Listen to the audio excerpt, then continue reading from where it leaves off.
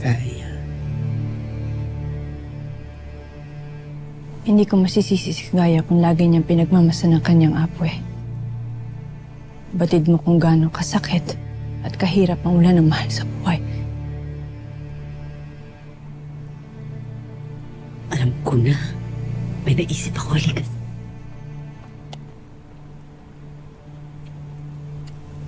Kaya, alam mo, may naisip lang ako.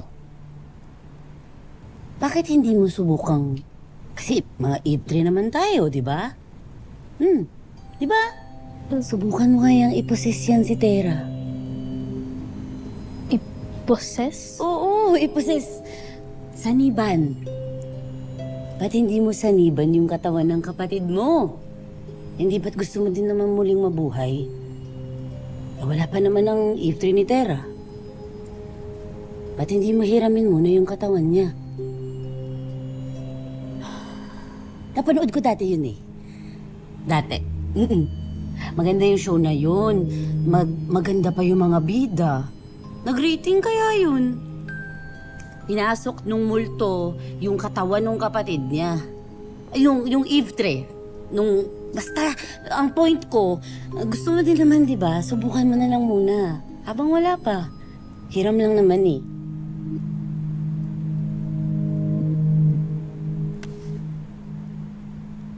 Di ba, Mira?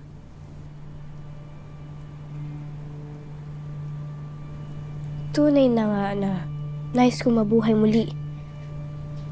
Ngunit, sa sarili kong katawan, hindi ko nais lapastanganin si Tera.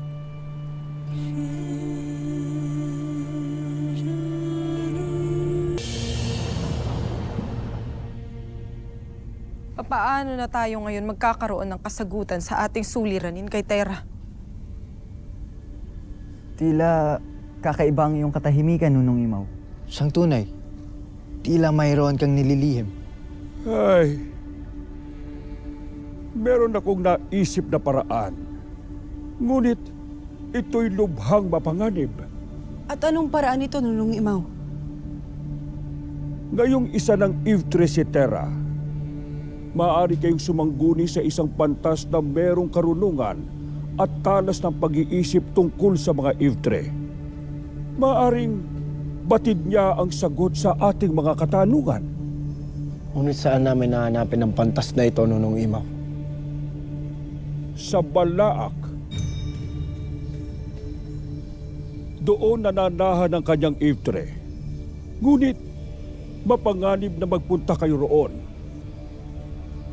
Handa naming harapin ang anumang panganib, Nunong Imaw, para kay Tera. Siyang tunay.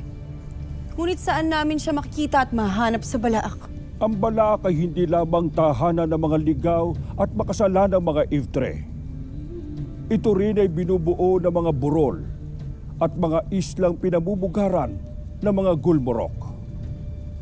Kung ang Devas ay merong gaade na tahanan ng mga sinaunang kambaldiwa, ang Balaak naman ay merong Salveo, isang isla sa dulong lawa kung saan naninirahan ng Eve 3 ng nakamamanghang pantas. At doon namin kailangang magtungo.